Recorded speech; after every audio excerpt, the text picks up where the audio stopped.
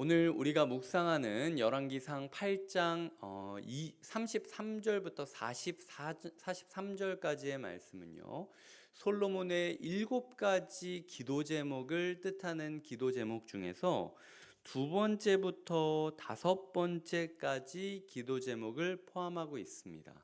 내일이 주일이기 때문에 아마 제가 이걸 설명 안 하고 건너뛰면은 월요일이 되셨을 때 다른 본문으로 넘어가니까 7개 도대체 어떻게 끊는 건가? 이게 되게 궁금하실 거라는 생각이 들어서 오늘은 먼저 뭐가 7개인지를 요약을 드리고 넘어가도록 하겠습니다. 어제 다뤘던 대로 31절과 32절이 첫 번째 기도 제목이고요. 33절부터 34절까지가 두 번째 기도 제목, 35절부터 36절까지가 세 번째 기도 제목, 37절부터 40절까지가 네 번째 기도 제목, 41절부터 43절까지가 다섯 번째 기도 제목, 44절과 45절이 여섯 번째 기도 제목, 46절부터 51절까지가 일곱 번째 기도 제목입니다.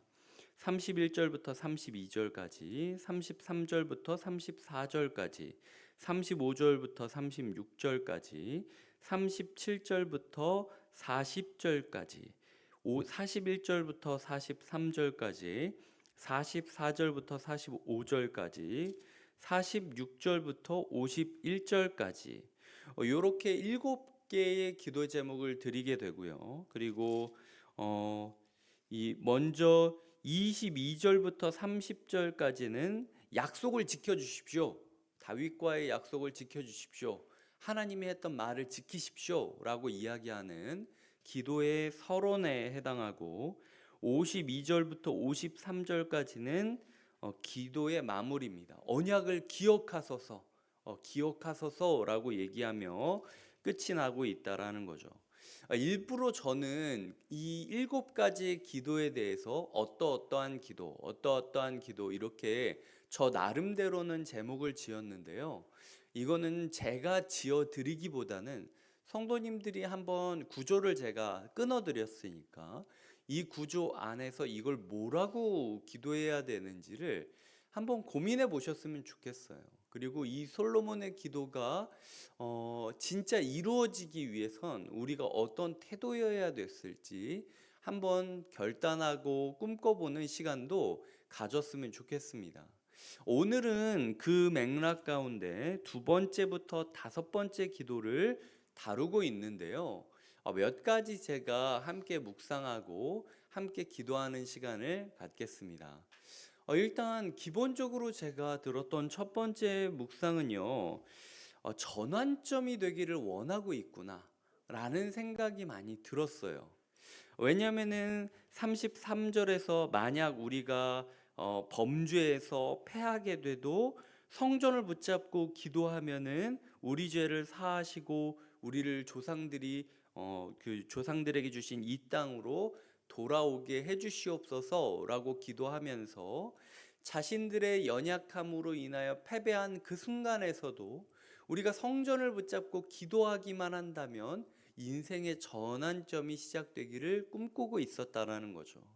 그 다음에는 만약 우리가 범죄함으로 비를 내리지 않는 상황 가운데 있다 할지라도 성전을 붙잡고 기도한다면 또 한 번 전환점이 일어나서 비가 내리게 해달라, 비 내리게 해달라고 기도하는 것이 또 이 전환점에 대한 기도인 거죠. 거기다가 이방인들이 이제 41절부터 보면 이방인들이 만약 이 자리에 와서 함께 예배를 드린다 할지라도 이 성전에서 드려지는 예배에 참여함으로 말미암아 그들의 인생이 변화하게 해달라라고 또 전환점이 되게 해달라라고 이야기를 하고 있다라는 거예요.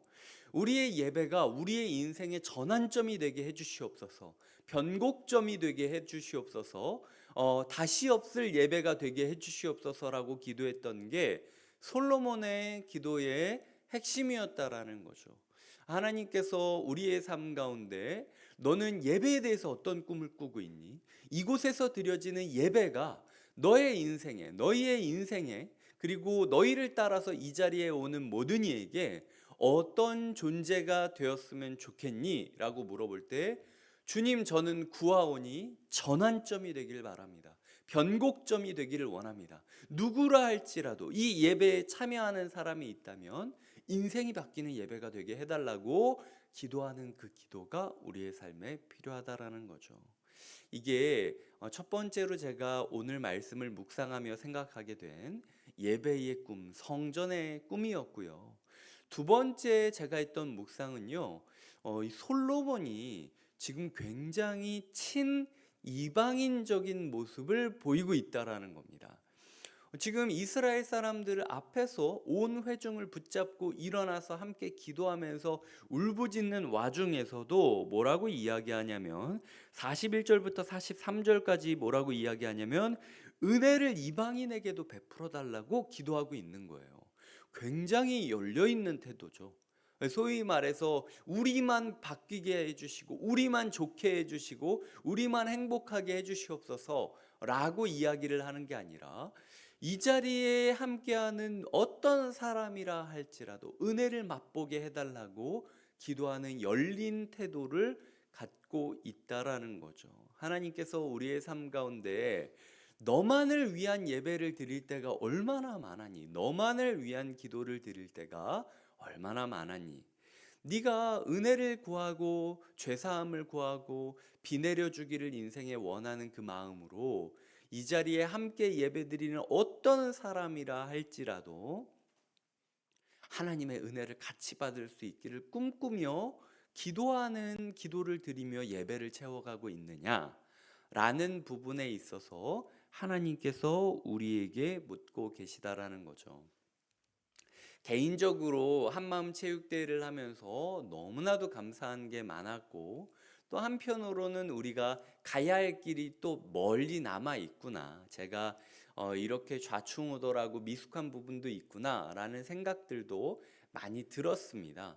좋은 피드백들을 많이 들었는데요. 그 중에 몇 가지들은 저희가 요번에는 체육대회라 운동하는 데 초점을 맞췄지만 크게 굵직하게 저희가 A, B, C, D조로 나눠서 운동하는 그 운동 자체에 몰입을 했다면 다음에는 조금의 시간이라도 좋으니까 조끼리 혹은 조 안에서 조금씩 나눠서 서로 자신을 소개하고 열린 마음으로 서로를 환대하고 그리고 함께 마음을 나누면서 준비를 한 다음에 뛰어드는 것도 되게 좋을 것 같다라는 피드백들을 받았어요. 근데 이런 부분들이 저는 굉장히 열려 있다라고 생각을 합니다. 나만 은혜 받고 나만 행복하고 나만 경기를 열심히 하면서 인정받고 나만 경품 받고 이게 아니라 이 자리에 처음 오는 한 사람이 어떤 마음일지 이 자리에 처음 오는 그 사람이 어떤 은혜를 받아야 될지 함께 고민하고 꿈꾸면서 자신의 생각을 나누고 자신의 마음을 나누는 게 저는 우리 성도님들이 참 성숙하다라는 생각들을 많이 하며 한 주간 감사하는 시간을 보냈다라는 거죠. 이 솔로몬의 기도에 그 열려있음과 그 환대가 느껴졌다라는 것, 이게 제 마음 가운데 참 기쁨과 감사와 소망이 되었다라는 거죠. 우리도 이런 기도를 드려야 되는 게 필요하다라는 겁니다. 세 번째로 제가 묵상했던 내용은요, 되게 부정적이다 라는 생각이 들었어요. 만일 이렇게 쭉쭉쭉쭉 진행되면서요, 죄 질 거를 거의 뭐 100% 전제를 하고 있는 것처럼 하나님 아시죠? 우리는 안 됩니다. 우리는 패배할 겁니다. 우리는 범죄해서 포로로 끌려갈 겁니다. 우리는 범죄해서 비가 내리지 않는 날도 올 겁니다. 라고 굉장히 부정적인 전제를 가지고 기도하고 있는 솔로몬의 모습을 보여주고 있다라는 거죠. 나중에 이제 전도서를 우리가 이렇게 살펴볼 때 이 열왕기상 다음에 이제 전도서가 나오지 않습니까? 이 전도서의 그 기저에 깔려 있는 부정적인 그 정서가 솔로몬의 이 기도에 완전히 담겨 있는, 그래, 내가 진짜 지혜로운데 안 되겠더라. 우리의 인생은 은혜 아니면은 답이 없겠더라. 여기서 우리가 성전 지어놓고 쿵짝짝하고 있어도 소용이 없더라라고 우리가 아예 그냥 자신에 대해서는 부정적인 정서를 깔고 있듯 솔로몬이 자기에 대해서는 철저히 아무것도 못하는 것처럼 인정하고 있다라는 거예요. 이런 태도는요, 저는 나쁘지는 않다고 생각을 합니다. 한편으로는 그럼에도 이해가 안 되는 게, 아니 이렇게까지 자기가 안 된다라는 걸 알면서도 왜 이 기도를 멋지게 드리고 왜 또 왕궁을 짓고 이방 사람들에게 열려 있겠다라고 하는 태도는 좋은데 완전히 너무 열려가지고 그냥 이방 여자의 궁들을 자기 왕궁처럼 똑같이 지었다라는 기록도 남겨 있고, 그 이방 여자의 궁을 짓다가 이스라엘 백성들이 혹사되고 그래서 나라가 나뉘게 되고, 이게 뭐야? 약간 이런 생각이 들 정도로 한편으로는 죄에 대해서 굉장히 민감한 것처럼 느껴지지만 한편으로는 죄에 대해서 아무것도 조치를 취하고 있지 않는 솔로몬의 모습을 보고 있다라는 거죠. 하나님, 우리가 이렇게 죄인이니까 하나님 우리를 붙잡아 주세요가 아니라, 하나님 우리 이렇게 죄인인데 이렇게까지 망가져도 하나님이 해결해 주실 거죠? 라는 식으로 이야기하고 기도하는 모습이 솔로몬의 기도를 보며 제가 느꼈던 안타까움이라는 거죠. 하지만 저도 그렇게 기도할 때가 많습니다. 하나님, 저 노력하지만 저 안 될 거 제가 아는데 그래도 하나님 저 안 버리실 거죠? 라고 기도할 때가 솔직히 저도 많아요. 그래서 솔로몬을 제가 머리로는 비판할 수 있지만 마음으로는 비판할 수 없는 이유는 저 또한 이런 연약함을 갖고 있기 때문입니다. 때로는 우리가 용서해 달라고 죄에 대해서 많이 기도하는 이유가 사실은 우리가 죄에 대해서 아무런 노력을 하지 않겠다라는 하나님에 대한 선전포고, 반항의 선전포고일 때가 많이 있다라는 거죠. 하나님께서 오늘 저의 마음 가운데 또 우리의 마음 가운데, 야, 너희도 이해 안 되지 않니? 솔로몬이 이렇게까지 죄에 대해서 민감하게 기도했으면서도 정작 그의 삶이 죄로 무너져 있었다라는 게 이해 안 되지 않니?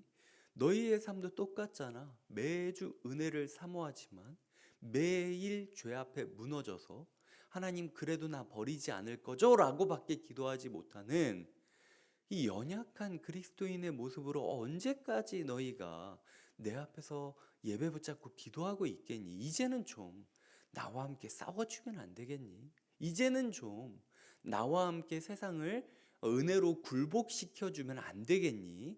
라고 이야기하는 하나님의 음성을 마주하고 결단하는 것이 우리의 삶에 필요하다라는 거죠. 말씀을 맺겠습니다. 우리의 기도가 어떤 마음으로 채워져야 됩니까? 첫 번째로 제가 묵상했던 건 우리의 예배가 전환점이 될 수 있게 하여 주시옵소서. 그렇게 우리가 예배를 꿈꾸며 예배를 붙잡으며 살아가겠다라고 기도하는 것이 필요하고, 두 번째로는 우리의 예배가 열려 있게 하여 주시옵소서. 누구라도 우리와 함께 예배를 드리면 환대받고 은혜를 마주할 수 있게 해달라고, 열린 마음의 공동체가 되게 해달라고 기도하는 것이 필요하고, 세 번째로는 하나님, 우리가 죄에 대해 민감함으로 끝내지 말고 죄를 이겨낼 수 있는 열정과 용기를 주시옵소서라고 죄에 대해서 우리가 바른 태도를 가지며 기도하며 선포하는 것이 필요하다라는 거죠. 이제 내일 예배가 앞두고 있습니다. 내일 예배를 놓고 어떤 본문을 전해야 될지 끊임없이 고민하며 한 주간 시간을 보냈습니다. 하나님께서 내일 예배가 우리의 인생이 전환점 되게 하시기를, 어떤 사람이 참여한다 할지라도 동일한 은혜를 맛보게 하여 주시기를, 그리고 마지막으로 우리의 삶 가운데 그저 자신이 죄인이라는 사실만 깨닫고 끝내는 것이 아니라 죄를 극복해 나갈 용기와 능력을 얻는 소망의 자리가 되기를 함께 꿈꾸며 기도해 주시길 주님의 이름으로 부탁드립니다. 기도하시겠습니다.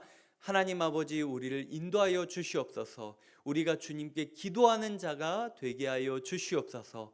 가장 중요한 예배의 순간을 수동적인 태도로 끝냈던 것이 아니라 적극적으로 능동적으로 하나님께 기도를 7번이나 외쳤던 솔로몬의 모습을 봅니다. 하나님, 부족하다 할지라도 우리가 끊임없이 주님께, 주님 이 예배가 우리의 삶의 전환점과 변곡점이 되게 해달라고, 주님 이 예배가 항상 열려 있게 해달라고, 주님 우리가 죄인인 걸 이해하고 인정합니다. 하지만 우리가 죄인인 것을 떠나 하나님 아버지, 우리가 죄를 이길 소망과 능력이 있게 하여 주시옵소서라고 하나님 구하는 하나님, 그런 하나님 용기의 시간, 결단의 시간, 소망의 시간이 되게 하여 주시옵소서.